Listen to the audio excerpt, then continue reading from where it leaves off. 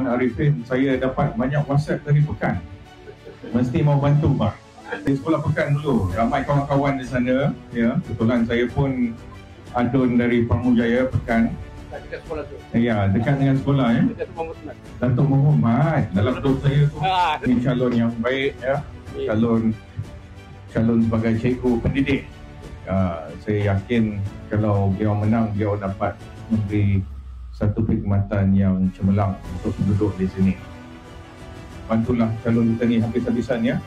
Semua akan apabila menjelang habisnya hari 29 bulan, sahabat kita ni dinobatkan sebagai adun di sini. Adun sebut insyaAllah.